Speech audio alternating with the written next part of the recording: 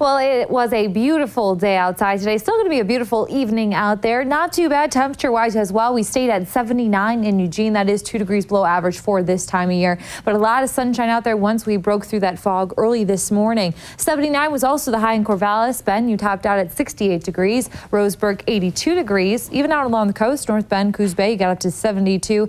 And in Newport, 64 degrees. So again, temperatures slightly below average across most of the area today. As we get into tomorrow, though, they'll be back at average and then would continue to climb as we get into the end of the week. I'll show you about how warm we're expecting coming up in the 7-day. But right now, looking at those 60s all along the coast, along I-5, at least in the Willamette Valley, we're looking at those 70s, though 81 in Roseburg, and moving into Central Oregon, 66 in Bend and 65 in Sun River at this hour. Satellite radar still showing a lot of blue skies out there. We do have some cumulus clouds, though, that are breaking up the crystal clear blue skies. We'll keep them as we head into this evening, and we will also pick up some more clouds out along the coast like we've been seeing each and every morning. Now, bigger picture of what's going on, we're kind of on the border between a trough just to our north and east. There's no center of low pressure system, but this is an area of instability. We do have a high pressure ridge to our south and west, and once again, we are right on this border between the two. The jet stream right over our area, that's pulling in some cooler air from the north and west, and that's also pushing in that marine layer out along the coast. Once we get into the overnight hours, that's what we're going to have again for tomorrow morning along the coast. So some clouds, also some patchy fog,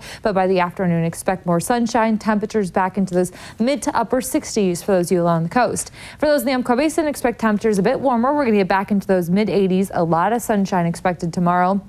The Cascades and the foothills expect temperatures into those upper 70s. Over the passes, close to 70 degrees. Central Oregon highs be in the mid to upper 70s for your Labor Day, and also for the Willamette Valley, we warm a few more degrees back closer to average in those low 80s. Now here's a look at the 7-day forecast along the coast. Not much of a change throughout the week ahead, except for Wednesday. We are looking at a weak system to move through. That's going to bring some drizzle early along the coast, but temperatures will continue to remain in those upper 60s. For those in the Umpqua Basin, we get into those 80s tomorrow. We continue to stay in those 80s. The coolest day so far going to be Wednesday. Again, remember, drizzle along the coast. Weak system will bring also some slightly cooler air, more clouds in Wednesday inland, but we quickly jump up near 90 degrees by Friday and Saturday. For those in the Cascades, expect those 60s through Thursday. Over the passes and the foothills, add about 5 to 10 degrees onto these temperatures.